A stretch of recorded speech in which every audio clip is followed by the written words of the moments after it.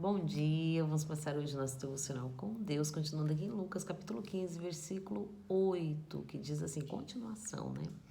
Aqui nós estamos falando sobre as ovelhas perdidas, hoje nós vamos falar sobre a dracma perdida. Esta é a segunda parábola, né? Que Jesus conta a moeda, a parábola da moeda perdida. Ou ainda, qual a mulher que, possuindo 10 dracmas e perdendo uma delas, não acende uma candeia, varre a casa, a procura diligentemente até encontrá-la? E, tendo-a achado, reúne suas amigas e vizinhas e proclama: Alegrai-vos comigo, porque agora achei a minha dracma perdida.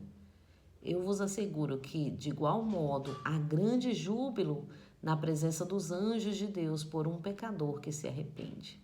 Aqui Jesus estava contando uma história, né? Porque havia ali doutores da lei que estavam julgando a Jesus. E Jesus ali, né, começa a contar essas parábolas, porque eles estavam comendo com pecadores, né? E ali ele é julgado porque ele está assentado, comendo com pecadores. E Jesus então começa a contar a parábola da ovelha perdida e a parábola da dracma perdida, a parábola, né, da moeda perdida. E Jesus ali começa a ensinar para eles como é importante ir em busca das ovelhas perdidas, porque se Jesus estava sentado naquele lugar com aquelas pessoas, é porque eles necessitavam de Jesus. Eles estavam doentes, eles estavam enfermos. E Jesus disse: Eu vim para os necessitados, eu vim para os doentes. Aqueles que já estão curados não precisam de mim, não precisa de cura, mas eu vim para quem realmente importa, para quem realmente está necessitado. E aqui Jesus começa a contar então a parábola da ovelha perdida, a parábola da dracma perdida, né? Qual mulher, tendo uma moeda, a perde dentro de casa, não acende a luz, não varra a casa, atrás da dracma perdida? E quando encontra, ela logo se alegra e chama as vizinhas para se alegrar com ela, né? Então Jesus está ensinando que de igual modo é o reino dos céus por um filho que se arrepende, por um filho que estava perdido e é encontrado, por um filho que estava doente e recebe a cura, que é Jesus. Então, há alegria no céu. Jesus está proclamando o que acontece no céu. Nós devemos nos alegrar com Jesus, porque quando um filho que estava morto revive, quando um filho que se perdeu é encontrado, há alegria nos céus. Há alegria, há júbilo nos céus, né? Então Jesus está declarando o que acontece nos céus. A porta do céu se abriu neste momento e Jesus declara o que está acontecendo lá no alto, lá no seu reino, lá na sua glória. Olha que coisa mais linda, né? Jesus está dizendo: alegre-se comigo, porque se eu estou sentado aqui é porque eles necessitam. E eles estão se arrependendo dos seus maus caminhos. Eles estão se arrependendo das suas más escolhas. Quantas vezes nós olhamos com um olhar julgador, nós julgamos e condenamos o nosso próximo. E Jesus nos diz: a nossa luta não é contra carne e nem sangue, mas a nossa luta é contra a potestade do mal. Jesus está sempre nos afirmando isso, mas nós não olhamos com o olhar de Cristo.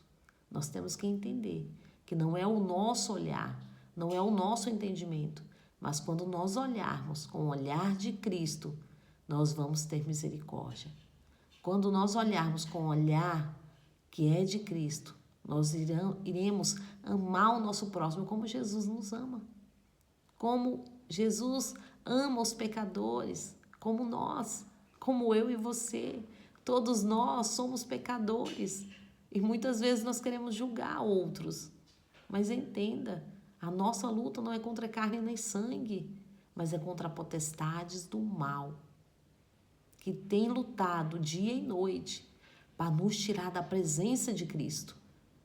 Sim, a nossa guerra é contra eles, contra essa potestade maligna que os anjos do Senhor estão lutando dia após dia. Então, nós temos que entender que a nossa luta não é um contra os outros. Quantas vezes, né, nós queremos lutar um contra os outros. E Jesus está ensinando aqui que há festa no céu quando um pecador se arrepende. Então, entenda, não é para nós julgarmos o pecador. Quando Jesus é levada aquela mulher até Jesus, que é pega em ato de adultério, ela é levada até Jesus. E naquela época ali, o que as leis diziam? Apedreja, porque é pecadora. Mas entenda, o Senhor, nosso Deus, Ele quis nos dar ali que nós olhássemos com um olhar de misericórdia. Não era o que era para fazer este ato, mas era para olhar com um olhar de misericórdia, mas o ser humano é cruel. Nós, muitas vezes, acreditamos que é dente por dente, e não é assim. Entenda, o Senhor, nosso Deus, Ele quer que nós olhamos com o olhar dEle, um olhar de misericórdia. E Jesus olha para aquela mulher. Jesus olha para aquela mulher. E Ele com a cabeça baixa, sem olhar para as pessoas, sem movimentar as pessoas através do seu olhar. Ele olha para o chão. E Ele começa a escrever no chão. Ele não diz palavras, mas Ele começa a escrever no chão. E aquelas pessoas vão lendo o que Jesus escreveu. Jesus escreveu: aquele que não tiver pecado, atire a primeira pedra. Quando nós queremos julgar, nós temos que olhar para nós mesmos. Porque da mesma maneira que nós julgamos, nós seremos julgados. Da mesma maneira que nós condenamos, nós seremos condenados. Com a mesma medida que nós medirmos outra pessoa, nós seremos medidos por Deus. Então entenda, quando nós olharmos para o nosso próximo, que nós primeiros venhamos olhar para nós mesmos, para nós entendermos o amor de Jesus. E Jesus começa ali a escrever no chão: quem não tiver pecado, atire a primeira pedra. E quando Jesus olha, não restou nenhum. Um a um vai saindo, porque um a um olhou para dentro de si próprio e viu o seu pecado. E eles vão saindo um a um. E quando um a um vai saindo, Jesus olha para aquela mulher e fala: mulher, aonde estão os teus acusadores? E ela diz: Senhor, nenhum restou. E Jesus olha então para aquela mulher. Jesus olha para o pecador. Jesus olha para a pecadora. E Jesus olha. Jesus tem um olhar de misericórdia. Quando Jesus olha para ela, Jesus diz: nem eu te condeno, mulher.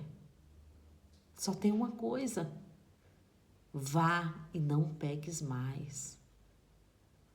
É sobre isso, é ir e não pecar mais. Não é ir e continuar pecando, mas é ir mudar de vida. Mudar de vida. Muitas vezes nós não alcançamos porque nós não mudamos de vida. Nós queremos cada dia mais viver na miséria do pecado. Então é sobre isso, né? Aqui, Jesus come como pecadores, porque eles necessitam dele. Eles necessitam de Jesus. Nós necessitamos de Jesus, todos nós somos pecadores. Todos nós somos pecadores. Jesus disse: vigiai dia por dia, para que não caia. Mas se cair, entenda, existe um que pode te levantar. Porque aqueles que são do Senhor pode até cair, mas o Senhor o sustenta. Então entenda, o Senhor é a nossa força. E aqui, a festa no céu para um pecador que se arrepende. Então não se sinta vergonha de voltar para os braços de Cristo, mas sinta vergonha do seu pecado. Sinta vergonha de cometê-lo novamente, dia após dia cometê-lo. Mas olha para Cristo. Olha para Cristo, que é o autor e consumador da nossa fé. E Ele nos dá força dia após dia para vencer o mal, para vencer o pecado, para vencer a nossa carne dia após dia. Amém? Então vamos junto, né? Varrer a casa, organizar e achar nossa dracma perdida todos os dias, para estar com Cristo. Em nome de Jesus, com essa palavra de hoje, né? Palavra maravilhosa, palavra que cura, palavra que restaura e palavra que liberta e que leva até a Deus. É o manual diário das nossas vidas. Amém? Agradeço a todos que têm me ouvido até aqui. Tenha um ótimo dia, abençoado por Deus, em nome de Jesus.